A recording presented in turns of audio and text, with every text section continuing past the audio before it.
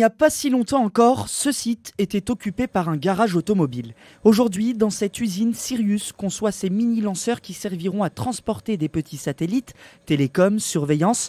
La start-up perfectionne en ce moment la conception du moteur de la fusée et s'appuie sur une technologie semblable à l'impression 3D. Pour vous donner un ordre de grandeur, des pièces des chambres de combustion comme celle-ci, c'était à peu près 8 mois de délai et 400 000 euros.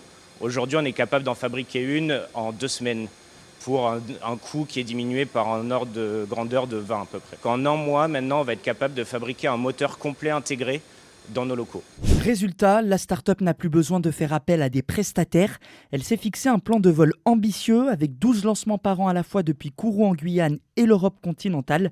Pour être compétitif, Sirius mise sur les économies d'échelle. On développe une gamme de lanceurs, Sirius 1, 13 et 15. On va standardiser au maximum les composants. On développe une même gamme de composants, un même moteur. Ça nous permet à terme d'avoir une cadence de plus de 300 moteurs par an. Mais on travaille aussi sur des lanceurs qui seront 100% réutilisables 10 ans après le vol inaugural. Sirius envisage de doubler ses effectifs d'ici la fin de l'année. L'objectif, atteindre les 300 salariés d'ici 2027. La start-up espère effectuer son premier lancement vers l'orbite d'ici un peu plus de 2 ans.